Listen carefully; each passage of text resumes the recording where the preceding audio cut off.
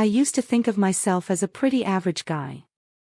My name is Daniel Miller, I'm 28, and until last year I worked at a mid-sized marketing firm in Chicago. It wasn't glamorous, but it paid the bills and gave me the structure I thought I needed. Every day was the same: commute, coffee, spreadsheets, meetings, deadlines, then back home to my quiet apartment where Netflix filled the silence. I didn't hate it, but I can't say I loved it either. If you'd asked me back then whether one single night could flip my life upside down, I would have laughed. Change, in my mind, came slow and steady. You worked for years, climbed the ladder, saved money, maybe met someone special along the way. That was the plan. But that night, the night my boss asked me to stay late, was the first domino in a chain of events that would tear through my carefully constructed life. Her name was Rebecca Hayes. She wasn't the stereotypical boss you see in movies. She wasn't cold or unapproachable, though she demanded results and had little patience for laziness.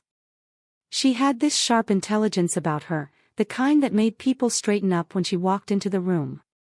She was in her early 40s, with dark brown hair she always wore in a neat bun and glasses that gave her this air of precision. Most of us in the office respected her, even if we occasionally joked about how intimidating she could be. That Friday had been brutal.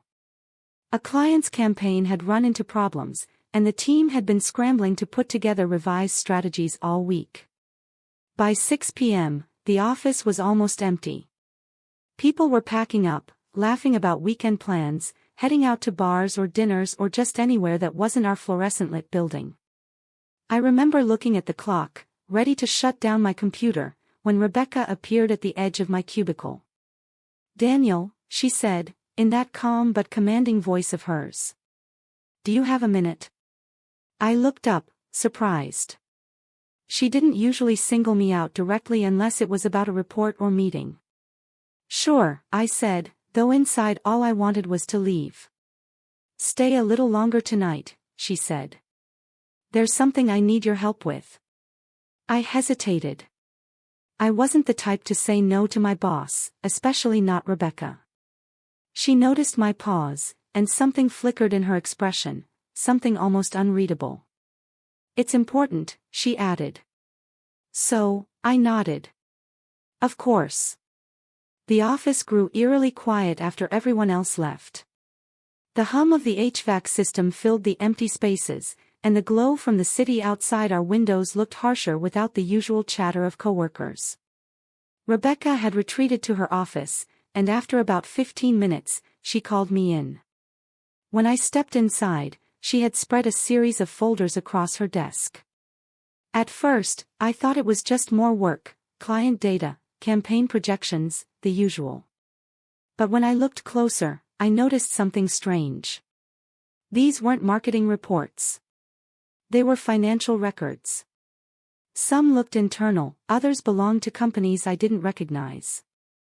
"I need you to look at these," Rebecca said, gesturing for me to sit down. "Are these ours?" I asked. She shook her head. "Not exactly. Just look. Tell me what you see." I flipped through the documents, frowning. I wasn't an accountant, but even I could see things weren't adding up.